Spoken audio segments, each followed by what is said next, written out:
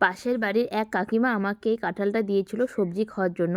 আজকে খাবো কালকে খাবো করে খাওয়া আর হয় নাই। দেখছি কাঁঠালটা পাইকে গেছে। তো ভাবলাম যেহেতু পাইকে গেছে তাহলে কাঁঠালটার বড়া বানাই। আর আমার আবার পাকা কাঁঠাল খেতে অতটা ভালো লাগে না। একটা দুটো খেলাম তো খেলাম, না খেলাম তো না খেলাম। কিন্তু বড়াটা আবার খেতে ভালো লাগে। আমার বরটাও কবে থেকে বলছিল যে এবার একজনও কাঁঠালের বড়া খেলাম না, তাই ভাবলাম যে আজকে বানিয়েই ফেলি। এদিকে আমি কাঁঠালের বড়া বানানোর জন্য কাঁঠালটাকে ভেঙে বিচিগুলোকে আলাদা করছিলাম।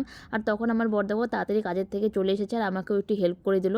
তারপরে তো চলে গেল ছেলেকে স্কুল থেকে আনার জন্য। আর আমি তারপরে দেখো কাঁঠালগুলোকে মিক্সচারে একটু পেস্ট করে নিলাম। তারপরে ওখানে সুজি, ময়দা, চিনি সব কিছু দিয়ে ওগুলোকে ভালো করে মিক্সড করে কিছুক্ষণ রেখে দিলাম। তারপরে আমি চলে গেলাম রান্নাঘরে বানানোর জন্য।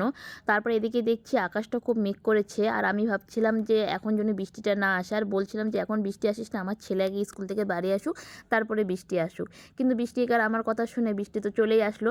এদিকে আমি এক এক করে সব বড়াগুলোকেও ভেজে নিলাম। আর এদিকে দেখো আমার ছেলে বৃষ্টিতে ভিজে ভিজে চলে আসে। ও রেনকোট পরা ছিল কিন্তু ও ভিজে গেছে, কারণ রাস্তা নাকি বারবার ও রেনকোটটা খুলে দিচ্ছে। তখনই কিন্তু এদিকে আমার বড়াগুলো কিন্তু ভাজা হয়ে গেছে।